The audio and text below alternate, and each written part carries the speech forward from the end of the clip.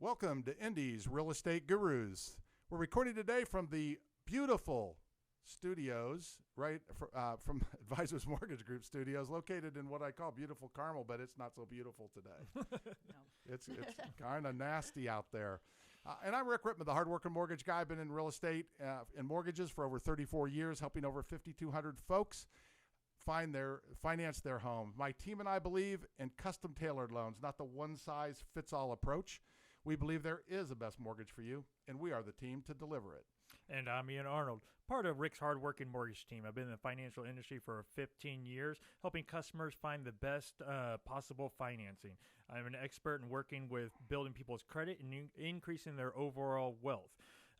Just contact us, and we'll be more than happy to help you. And as a reminder, for the most up-to-date information on the Indy's real estate market or mortgage market, go to hardworkingmortgageguys.com. That's hardworkingmortgageguys.com or 317-672-1938. That's 317-672-1938. And today we are extremely excited to have a huge real estate guru, Carrie Holle. Thanks so much for joining us. Thank you. Thanks for having me. Did I pronounce the name correct? You did, yes. That's a first. Hey. How about that? And it was almost like Smith. It was pretty easy. Come on. And you're the founding agent of Compass Indianapolis. Yes. And I looking everything up, you're like a huge high producing luxury home real estate. That's kind of where your niche is. Yes. And that's in the Indianapolis area. Yeah, we're focused mainly in Carmel, but yes, yeah. We serve all of Indianapolis area. So that's awesome. Yeah, thank you. You just it's amazing how well you do, and I know you've been, in the real estate industry for a long time, and so we'd like to start like before real estate. Where'd you grow up? Yeah, before real estate, I was a kid. So there's not a lot before real estate. I wasn't. Yeah. I grew up in the Chicago area. I was an only child. Ended up going to Purdue as a broadcast journalism major. So I thought I was going to be, the next Jane Pauley. But nobody else agreed with that because I couldn't find a job. I got one job offer in South Bend at an easy listening station and turned it down 2 days before I was supposed to start and thought, okay, now what am I going to do? And so I had a friend who worked for a builder at the time. Pulte had just opened, and he was a sales rep for Pulte, and talked to him, and that's how I got in the business. That's awesome. Yeah. And then from there, then you got into real estate or into becoming a real estate agent. So tell us a little bit about your real estate career, how you got in, you kind of gave us a background on how you got in. Right. What really drove you to become a real estate agent? And then, I know you've been in it a long time. Just kind of give us an idea of your career in real estate. Right. So I worked for the builder Crossman Communities. 96 is when I started. And then in 99, Crossman was being bought out by Beazer Homes. And so I saw that as an opportunity to do something else. We were working for Crossman was fantastic. Dick Crosser and John Schumann, just wonderful guys to work for. We were independent contractors. We just didn't want to become employees and work for somebody else, for a corporation. So my husband, Brian Holle, he was also a sales rep at Crossman. And we were talking about it, and I'm like, let's leave. Let's go do something. Let's start our own agency. So we grabbed two other guys from Crossman, two other sales reps, and met at Joe's Grill in Fishers. Yes, I remember and that. I had my notebook and a pen, and we brainstormed, and we came up with the concept, which became Easy Street Realty. Okay. And so that came to fruition right around 2000. And we were newly married. I knew that we were going to be starting a family. So I always say that Easy Street was my baby. It was my idea, and it came to fruition with the help of my husband and his two business partners. And then I stepped back and had 3 boys. Boom, boom, boom. And so I thought, I'm not going to go back into real estate ever again. I never thought I'd be a stay-at-home mom, but when you have 3 boys under the age of 5, there's really no other option, right? So I stepped out of real estate, let my license expire, and did some marketing on the side for Easy Street and was a stay-at-home mom. And then the market collapsed. Then 2008 came. Yep. And I had no other choice. You know, Easy Street had all of these offices that they had opened across the country, all corporate owned. They owned all of them. They had all of this overhead to maintain. They had to keep the lights on and the employees employed, and it was a really, really bad time financially for the real estate and mortgage world. Yes. So I picked myself up by my bootstraps and said, I've got to get back into real estate because that's all I know. And I had to take the test again. You were happy about that. No, I was not happy about it at all. So one reminder, if anybody's thinking about losing their license, just don't do it. Renew it. Right. Well, I'm like, there's no way.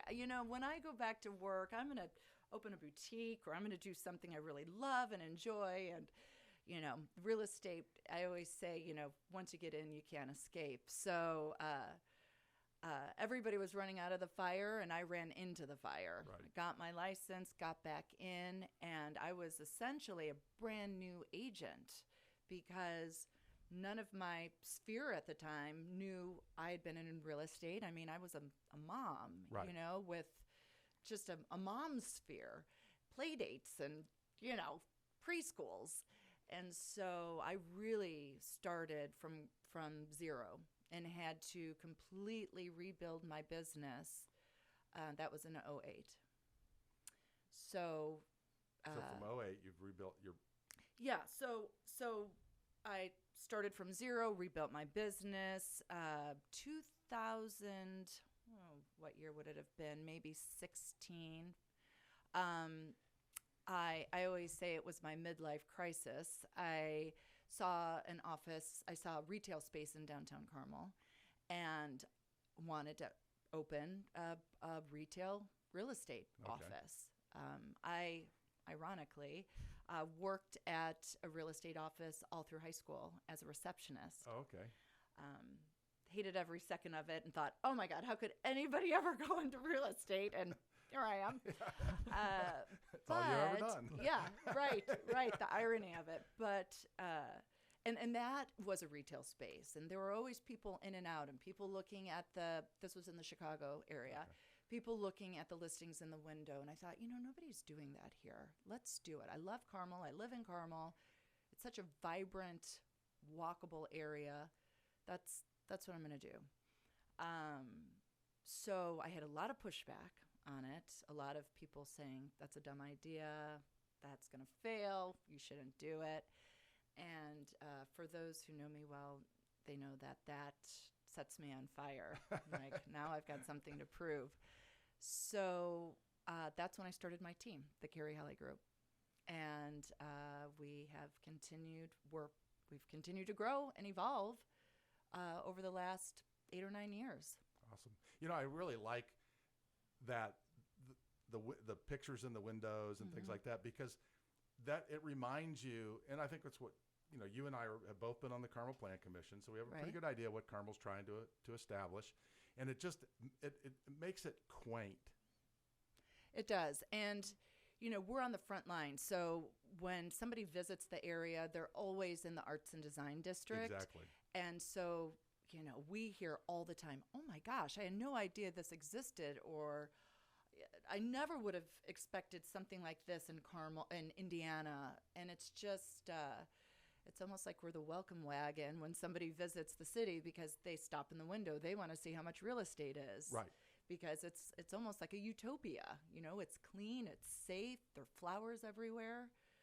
And so, it's been fun. It's beautiful down there. It really is. I mean, You've we're done a not great too far job. out of downtown Carmel, but Yeah, it's really nice in downtown Carmel. It's a great place to visit it's a great place to work. and Yeah. live. Yeah. I think there's Yeah. lots of people living down there. Yes, now. there are. Yes, there are. And more Yes. coming here soon. One thing, I drive by your office every day, going home from here. So I noticed that you have those printouts and on your window. And I before we even talked, I was like, that's brilliant. I mean, if restaurants can do that with menus, people just walking down the street can just easily stop, just look, even if they're not interested right now, or they see that. You never know when Mama sees that house she likes, she wants to buy it. So you're not gonna tell her no on that one. So I think that's brilliant. Yeah, it's been interesting because people said, well, why would you spend the money on a retail space? Why don't you just get an office? And the investment, we get people who walk in and buy houses. I mean, that is a thing. And so if I'm going to do it, I'm going to do it. Yep. And that's why I wanted to be right in the heart of the district. And how would somebody get in contact with you? Easiest way. Well, they can call me.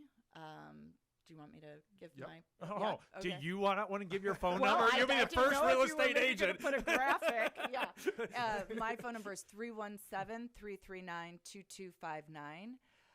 Or you can reach out via email, Carrie@carriehollegroup.com, or you can just stop in my office, 110 West Main Street, right next to Monterey Coastal Cuisine, Right downtown right in the smack dab in the heart of it. of Carmel, Indiana. Yes. Yeah, and that was my fault because normally I tell people, to give we're going to ask to have you get your number out there because Yes. we think it's important. Yes. And we think it's important that people remember it. So it's 317-339-2259, Correct. right? Yes. Okay, perfect. And if anybody has any real estate questions or needs, she's the person to call, especially the luxury. That's kind of your specialty. So after the break, we're going to get more into that specialty and what sets you apart there. Great. But whoa, Rick. I know. Are you We gonna say it? she got her information out. Now we got to get ours. Well, go ahead. All right. To contact Rick or I, go to hardworkingmortgageguys.com. That is hardworkingmortgageguys.com. Or call us at 317-672-1938. And after the break, we'll find out what is Carrie's superpower. All right. Hey, welcome back from the break. So before we get to what is your superpower, we'll go for the question of the week. And the question of the week is sponsored by, it's Rick and I, the Hardworking Mortgage Guys. Well, we'll fit your mortgage to fit your needs, whether it's a refinance or just a purchase. Call us today and we'll put a mortgage plan set for you. Carrie, here's the question. What was your first car? An 86 Camaro. Oh. She's competing with the best. I'm not messing around. Listen, I get a lot of teasing about that. And in the 80s, remember, this was in 87, and I had the perm, and Def Leppard was playing. I mean, it was awesome. So say what you will, but back in the day, it was awesome. Yeah. Was it a convertible or a hardtop? It wasn't. Everybody's like, oh, did you have T-tops? No, I did not have T-tops. It was just a normal. Well, you didn't want to Camaro. ruin your perm. Well, exactly. We had the Aquanet. That thing would have held bricks in place, but I went the other way. I just don't do hair. See? Right. I can ride any convertible now, other than I get burnt. Yeah. That's about it. So we do want to ask, what are your superpowers, or what is your superpower?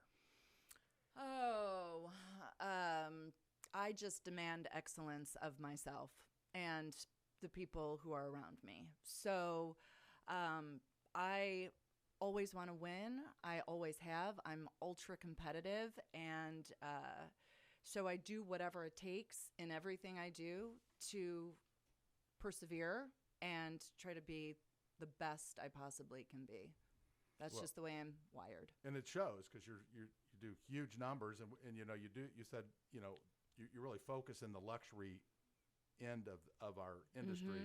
So tell us about that. I heard you had a pretty good sized house for sale at one time. I don't Yes, know. I did. Well, yes. Tony Stewart, race car driver. Yeah, so that all kind of correlates to my most recent move. I left Highgarden. Well, so Easy Street transitioned into Highgarden. Okay. My husband's still an owner, and he has two business partners, and I made the move from Highgarden to Compass, which is a national luxury brand. They are, I'd been following them for years. They are, they went to all the pretty places. So they were in Beverly Hills and Aspen and, Hawaii and just all the pretty places. And Carmel. Well, The pretty places. So what happened? I had been looking to leave my last brokerage for quite some time. So I had been looking at maybe possibly buying a franchise. I had been looking at just maybe going out on my own and starting my own boutique brand. But nothing really satisfied me. Nothing was impressive enough for me just to have to go through everything there is to move. And then Compass, somebody called me and said, Compass is coming to Indiana and they want to talk to you. Awesome. So I thought I'm going to sit down with them and it's going to be more of the same. And I'm probably not going to be impressed with them, just like I haven't been impressed with anybody else that I've spoken with. And they left, and I was with one of my other agents was sitting with me, and I was like, oh my gosh, well, I think we found our home. So, there were a lot of rumors swirling as to why I left Highgarden and went to Compass. And I mean, I've heard everything from they paid her $1 million to join Compass. That'd have been nice. I said, was that an option? I mean, I That'd would have pushed for that. I had to actually go on Facebook and say, no, my husband and I are not getting a divorce, because coincidentally at the same time we were selling our house and had bought another one. So a for sale sign went up, and then I announced I was joining Compass. So no, we weren't getting a divorce. I had been looking for a while. I wasn't growing. It wasn't the brokerage or the brand for me. And I had known that for the last 2 or 3 years. Our brands were misaligned. I needed a brand who could support me and provide me with just the education and resources to sell luxury real estate. And that's what I found in Compass. Right. And so an example of that is, so I get this Tony Stewart listing, and it was so funny because I get a call from, it was secret. They said, we've got this high profile seller in Southern Indiana, and they want his camp, his business manager, they wanted to interview me. Thorough background check. I mean, you've got to be very careful with these high profile clients, that there are no, cuckoos in the mix. So I thought it was John Mellencamp. I'm like, well, I'm not a big fan of his music, but that would be cool, because I'm like, who else lives in Southern Indiana? Right. And then I find out it's Tony Stewart, and I know nothing about racing. And so, are you a race car fan? Oh, you can't tell. Yeah. So I went down. I drove down to Columbus to meet. So, a series of interviews. I got the job, which was super thrilling. And I go down to Columbus to meet Tony and see the house, and I wasn't starstruck because I don't know much about Tony or NASCAR. And so I spent maybe 8 or 9 hours with him that day, because, it's this giant house, but really it's a large chunk of land and a deer breeding facility. And there's deer and there's elk and wild turkey. And so most of that was just driving around, looking at the animals and learning about the whole facility. And then we ended with a tour of his workshop garage, which had all of these significant cars, race cars, in NASCAR history. Right. And I tell this story because it's so and then we even went to lunch, and he had a buddy with him, and he put me in the passenger seat, and we're in this big dually, and we're on county roads like we're in the country, and he floors it, and we go airborne. Like, he just did it for fun, and then he looked at me to get a read, and I was like, that was awesome. 'Cause I do love cars. I know nothing about NASCAR, but I do love fast cars. And he can drive. He can drive. So I think he was testing me, like, is this girl going to, be able to hang with us? So he's giving me this tour of all these spectacular cars, and I'm thinking, it's like 5 o'clock at this point, and I'm like, I know I passed a Taco Bell on the way in. I am so hungry. Like, my husband was like, that people would have paid tens of thousands of dollars for that day and that experience, and all you can think about is a Nacho Bel Grande. And I'm like, I was there to assess the house and the property. So it was a fabulous experience. But to circle back to the luxury part of things. So I get this listing, and I'm like, what do I do with it? How do I market it? Who are the buyers? And so Compass, this was really maybe my first 3 months into working with Compass. Wow. So I didn't know what I didn't know yet. And their luxury division reached out to me and said, we've created a whole marketing deck. We've actually had the marketing department out of LA and the marketing department out of New York each create marketing decks to compete to see which one you like the best. So they came up with logos and websites and swag and all of this beautiful, gorgeous marketing material. And I picked the one that I liked the best. And then they took it and they ran. And they told me, we're going to try to get you the Wall Street Journal exclusive. And I'm like, what? I can't even believe that's a thing. So they said, you have to get, the Wall Street Journal has to break the story, and then all the other media outlets will pick it up. But they've got to break it. You can't list it. They've got to break it. So they broke it. I'll never forget, we were all in my office. We were like jumping up and down and crying. It was just like such a significant, like, we can't believe this is happening, to get the front page of the Wall Street Journal. Right, that's awesome. And then it was a media feeding frenzy. So then, People, Us Weekly, New York Post, LA Times, Mansions Global, Robb Report, you name it, TMZ. Like, I was on a week after I listed it, I was on a college tour with one of my sons, and I had to step out of the building because I had to do a quick interview with TMZ. Like, craziness. And they, with their, support, with Compass doing this all behind the scenes for me, we got over 650 million organic, unique views. Wow. It's got to be some kind of record. Yes, that's incredible. I mean, 650 million. So that speaks to why I'm at Compass. Yeah. And that only has helped me catapult my luxury side of the business, because they have the resources to allow me to do that.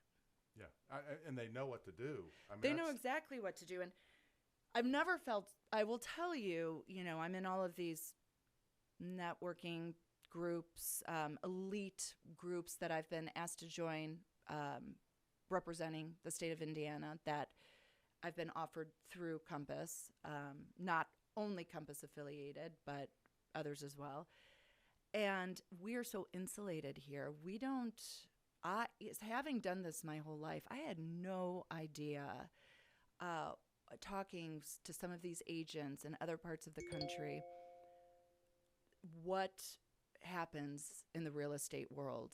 and the marketing they do and the customer service they give and the businesses they run. You know, we were ecstatic to do almost $100 million in business in 2022. But the people that I'm networking with are doing $1 billion in a year. So what I'm learning enables me to grow my team, which I look at as my own business. Right. It's been so exciting for me. Yeah, I've noticed, because I've worked with people and different things helping me out of California and really out of LA, that area, because of the movie industry there. They look at things completely different. They have ideas that, I mean, they're just so foreign to me.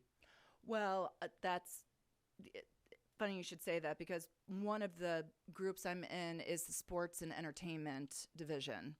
I was accepted into that because I, along with Tony, have some other high-profile clients from the past. And, you know, I'm talking with these people, and this is, their bread and butter is the sport. You know, some of them are helping every single person on the Knicks. Right. You know, and on the other side of the country, I mean, it's, you know, the Kardashians, really.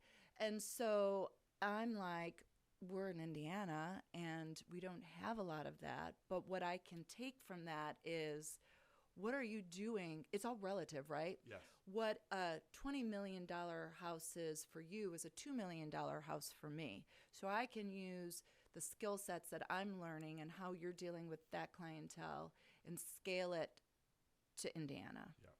So if somebody has any questions on real estate, especially luxury real estate, what is the best way for them to get a hold of you?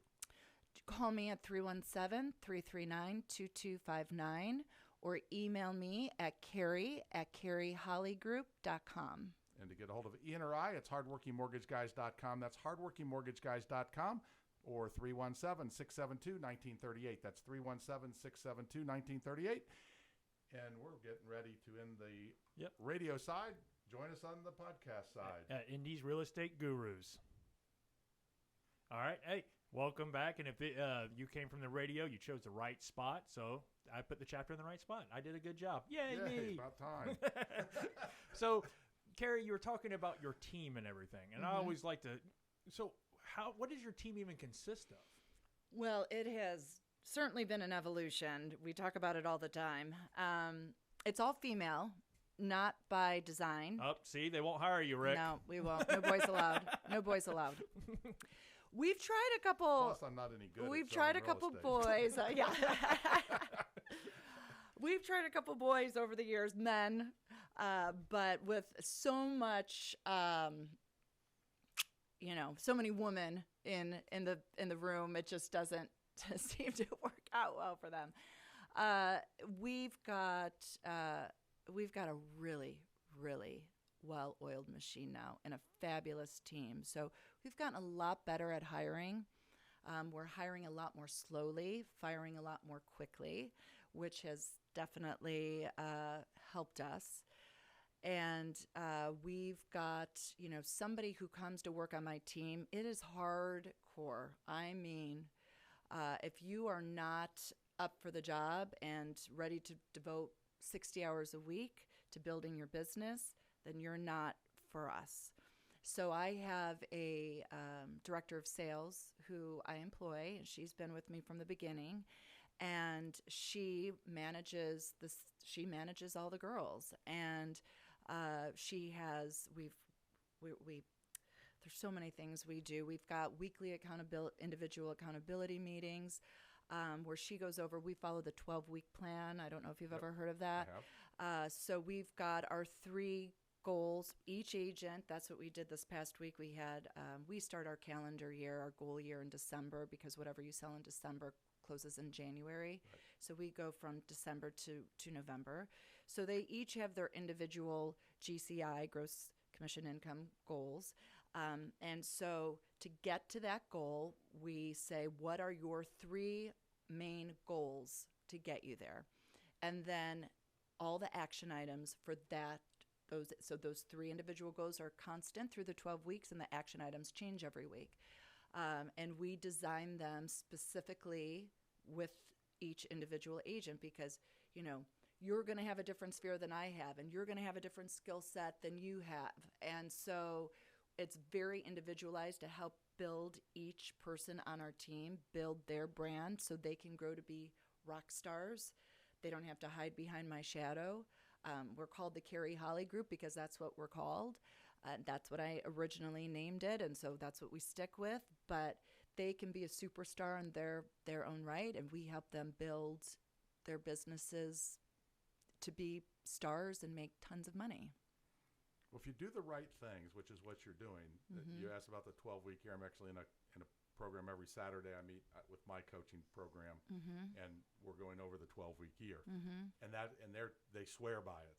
It's been a game changer because we would have our 12-month goal, and then if you start getting behind, you feel defeated, and then you give up. So what happens is, like today, before I came here, I erased the board because March 1st starts our new 12 weeks, and so it's anybody's game right now. They can beat me. It's anybody's game. Nobody can beat Carrie Holle. Well, probably not, but but they can try.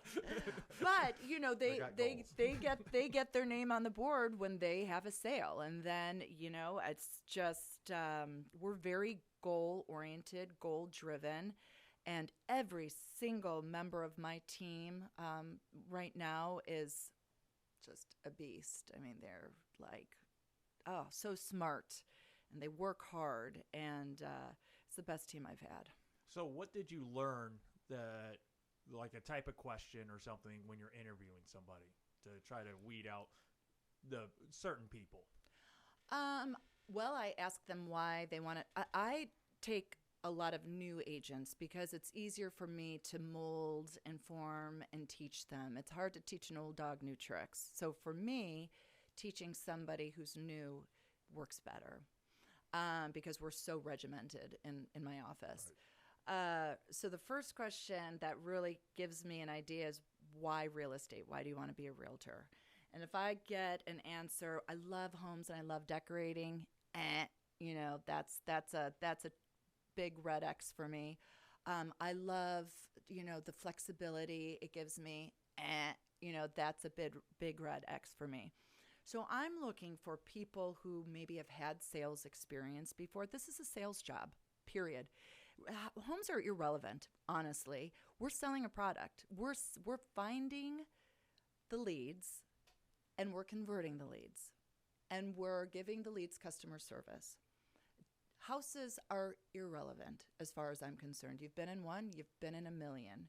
So it's really very little about houses. I want to help somebody obtain their dream. Let's really get down to business here. You get into this job because it's a hard, grueling, stressful career to make money. And so I want somebody who's competitive, who's motivated, who can persevere. We give them personality tests. We give them the disc profile test. We want to make sure that they fit in with our group, that they have the personality to be tough and not give up, not be overly analytical, because that can kill you in this business, not be too willy-nilly. That will also kill you. And we can't have too many, high Ds. I think I'm probably the only high D in the office, and that has to work that way in a group of women. You can't have a bunch of bulldogs in there telling everybody what to do. So because of all of these things that we've learned from our mistakes. I mean, all of this has happened because it's been years of failing. Right. We keep failing. And every time we fail, we improve. And so that's why I say I think we've got a well-oiled machine working right now because we know the chemistry, we know the personality profile. We don't always get it right. We may think we get it right, but that's why our team is just improving and improving. That's awesome. I like that you go through the regimented process because a little while ago, Rick and I were told that I guess 90% of realtors fail in the first 3 years. And that's shocking. But when you set somebody's expectations, and especially with new people, like you said, you mold them from the get-go. And I think that's huge because I've worked at other companies that they did the same thing. They don't hire new. Well, I have to be very transparent with these girls and say, it's going to be a while before you see a paycheck, and you are going to want to give up 1,000 times. And we have to give them so much love and support and say, you're going to do it. You're going to do it. Like, keep going, keep going. So we drive them and we push them and we keep trying to figure out their puzzle for them, but still giving them love and support. Like, we're not going to let you fall. You're not going to fail. We've got you. You just keep doing the things that you're doing. Just give it, just keep going, keep going. And, this last 12 weeks, every single agent, aside from 2 brand new agents, met their goal. That's awesome. Which is insanity. And they're all new. I mean, I've got a pretty young meaning newer agents to the industry team. And man, they are on fire. So we're really excited. Well, if you work and you do the right things and you consistently do that, you become successful. Most people don't. However, most people don't like to work. We were talking about this before we went on air about having a hobby. I work. Me too. And I don't get when people don't. And my husband has told me 100 times, they are not you. Like, stop expecting them to be you. Like, you are something way out there. You can't expect that everyone's going to want to work 60 hours a week and enjoy it. Like, I work for fun. When the day settles and I'm, sitting in bed watching The Real Housewives, I have my laptop up and I'm researching and I'm learning and I'm figuring things out. And it's because that is my passion. Right. That's what's fun for me. But not everybody who goes into real estate, not a lot of people have the passion for real estate. And I think that separates the good from the great.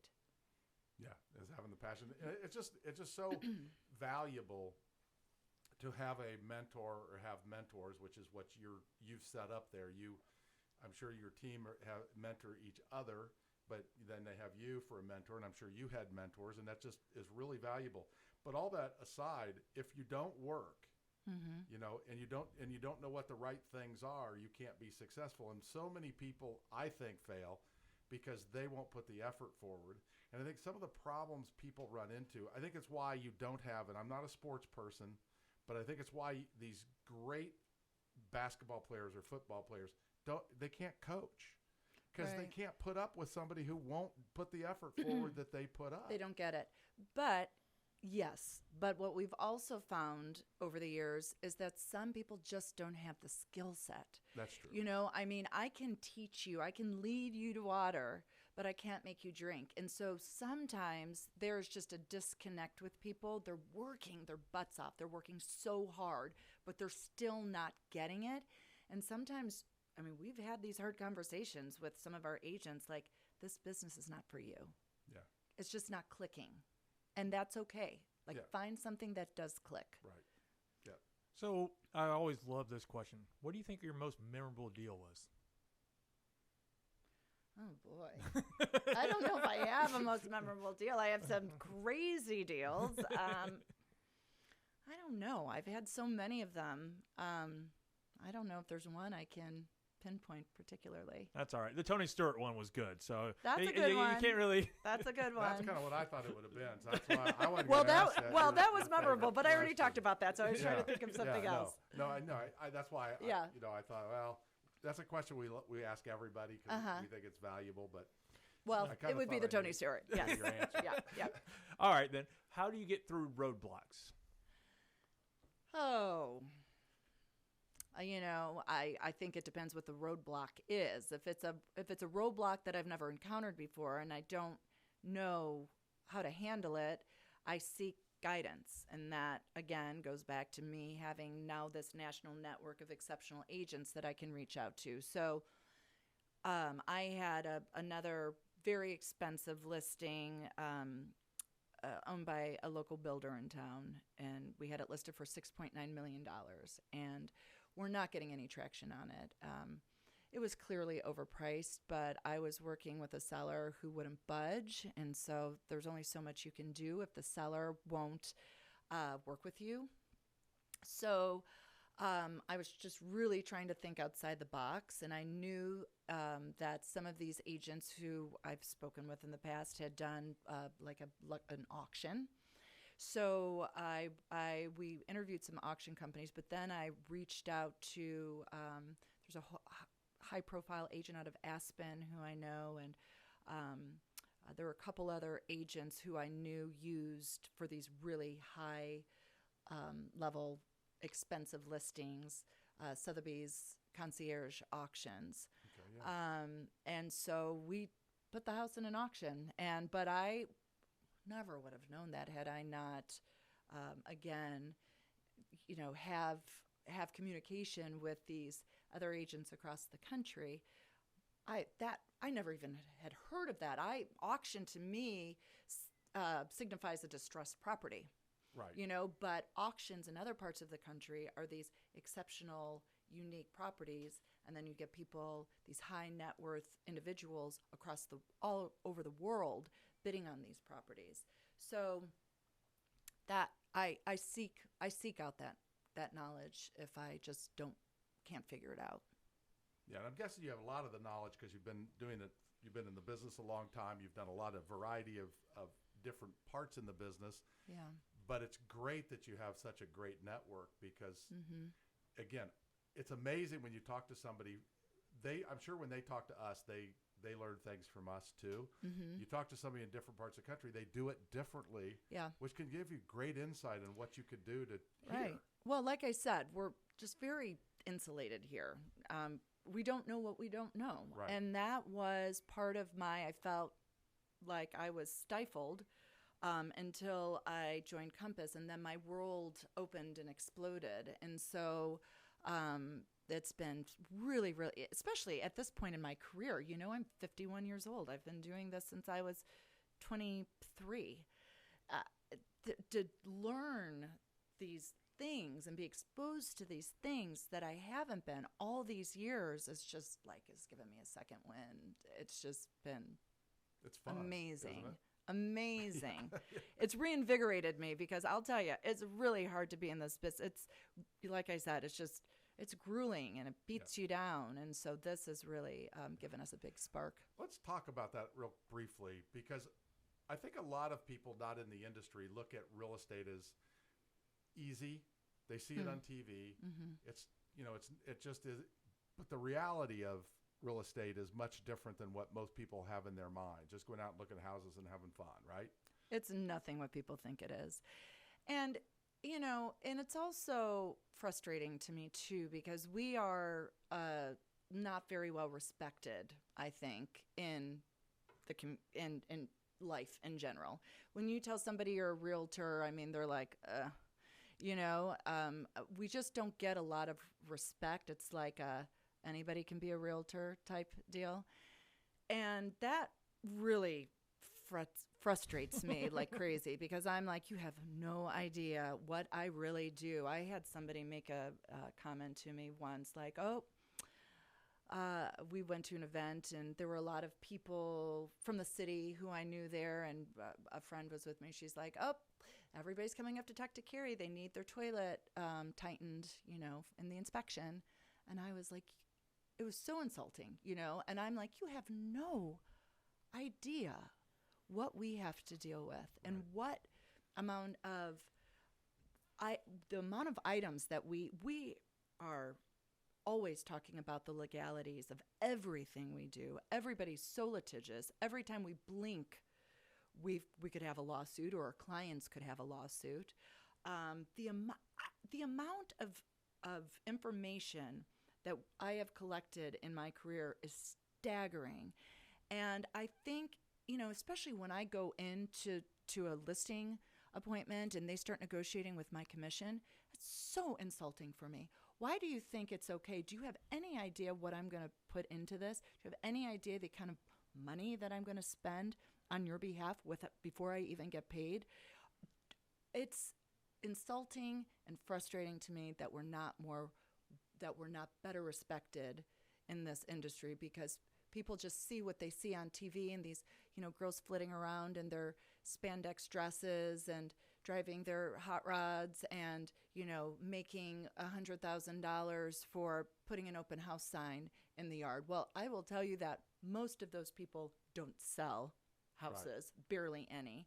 And secondly, that's entertainment. Right. That's not the nitty gritty. This is a hard 7 days a week. I've never had a vacation. Never gone on a vacation where I could enjoy it with my family without being connected to my phone ever. Not even when I travel overseas.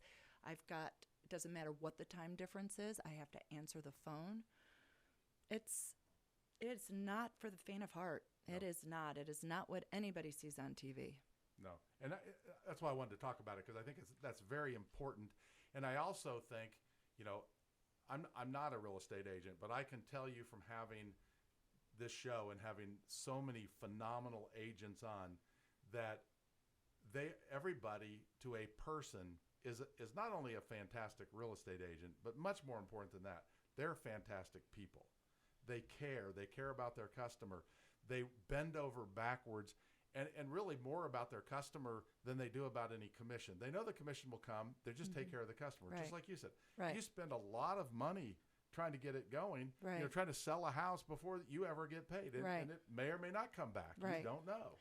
And, and I think a lot of us who've been in this industry for a long time and do, good production, I don't calculate my commission. I don't go into a listing appointment and say, oh my gosh, I can make this. I never even calculated Tony's commission, because you don't have, if it's not closed, you don't have it, And so I never, ever look at a transaction with a dollar sign. But what I do is say my time is worth something and my experience is worth something.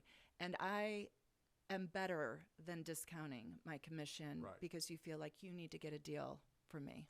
Yeah, and I think sometimes the people just don't, like you said, they don't get it. They don't understand what it means to have somebody with your experience and skill and the backing that you have, and all of that matters, and will end up making them more money. Absolutely. So it's not like they lose money by doing that. And I understand why people do it, but I think if they really understood, you pick the best person who's going to sell it and do the best job. Not only do you sell it for more money, you make it easier. You take down the stress. Absolutely. That makes a big difference. I'm offer very high level of concierge service, because I always say when I go to a store or when I have a service provider, I don't want to, I'm so busy, just do it. Right. Give me an exceptional level of service and I'm yours forever. I would much rather spend, 20% more on groceries because I'm going somewhere that's clean and they help me and they know me by name. And, for me, you get what you pay for. And I try to offer that to my clients. I want to give them, especially since I work with, high net worth individuals most of the time. I know they're like me. They want a high level of service. Right. They're shopping at nice stores because they want to be taken care of. And I appreciate that. And so I take care of my clients. Yeah, I agree. And if somebody needed to get a hold of you, what is the best way, Carrie? 317-339-2259 or Carrie@CarrieHolleGroup.com. And that's for any real estate needs. Get a hold of Carrie, and I'm sure that you do high end, the high luxury homes. Mm-hmm. But do you have team members if you get that can help pretty much any range? Yes, I don't only do luxury. Okay. So yes, if I can't personally serve someone, one of the agents on my team can. Awesome. But normally, if you call me directly, you'll get me. Okay. So call 317-339-2259, Carrie Holle. And thank you so much for joining us today. We appreciate it. Thank you. Thank you for having me. It was fun. It's phenomenal. And reminder, if you have any friends, family, or coworkers looking to buy, sell, refinance, please contact Rick or I at hardworkingmortgageguys.com. That is hardworkingmortgageguys.com. Or 317-672-1938. 317-672-1938. I didn't want you to forget it. I wasn't going to forget it. I'm surprised you had that memorized. So Well, phone numbers are hard to remember in today's world. that is true. All right. Well, thank you for joining us. Have a great day.